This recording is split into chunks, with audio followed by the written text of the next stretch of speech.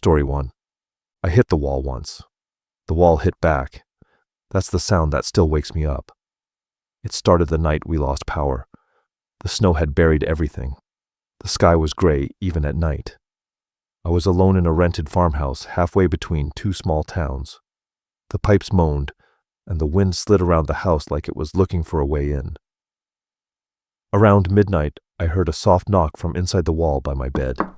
3 short hits. I thought it was pipes. I knocked back, joking to myself. 3 knocks answered from the same spot. I froze. The air in the room felt heavier. I turned on my phone flashlight and pressed my ear to the drywall.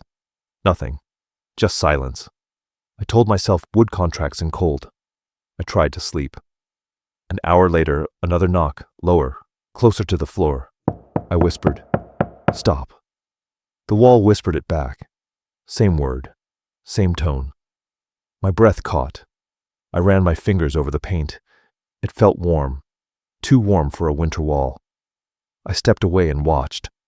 The shadows from my flashlight moved like something behind the plaster was shifting. The next morning I called the owner.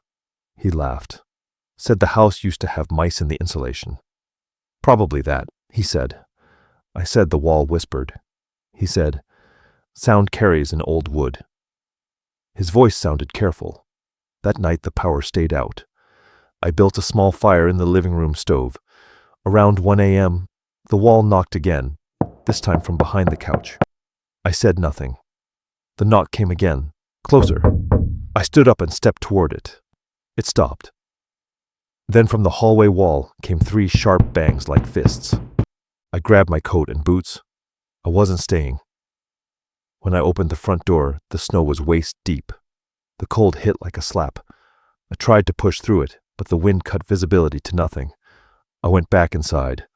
The door stuck half open, snow spilling in. The wall knocked twice, softer now, like it was listening. I whispered, "What do you want?" The wall answered with a single hard hit, then silence. I slept sitting up with the flashlight on. When the sun came, I saw lines on the wall, vertical bulges where the paint had bubbled overnight. I touched one.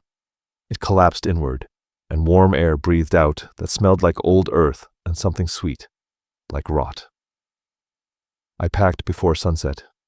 When I told the owner I was leaving early, he just said, "You heard it too." I don't know what it is. I only know I still hear soft knocks at night, even in new apartments. I don't knock back anymore. Would you knock back if a wall answered you? Comment. I'd listen if you'd want to know what's inside. Story 2. The waitress handed me the receipt. It said closed since 2003 across the top. That's when I realized I had nowhere real to be. I'd been driving since dawn through a blizzard that wouldn't quit. Long haul job. Empty interstate. Around 10 p.m., I saw lights ahead. A glowing sign. Eddie's Diner. Open all night. Relief hit me so hard I laughed. I pulled in. The lot was full of snowed-in cars, but no tracks. The neon flickered. Inside smelled like coffee and bleach. A woman at the counter smiled like she'd been waiting. "Cold out there," she said. I nodded. My hands shook from the drive. She poured coffee before I ordered. It was hot and bitter. A radio somewhere played soft static between old songs. I asked how late they stayed open in this weather. She said, "We don't close." Her voice was flat, practiced.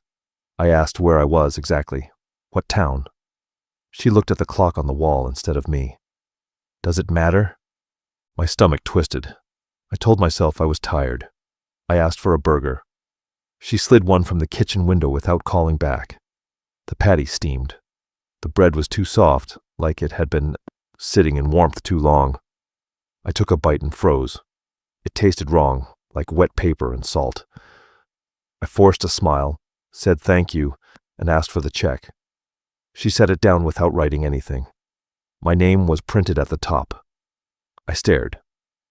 "How do you know my name?" I asked. She smiled wider, teeth too even. "Truck license," she said. But I hadn't given her that. The bell on the door rang behind me, though no one came in. I turned.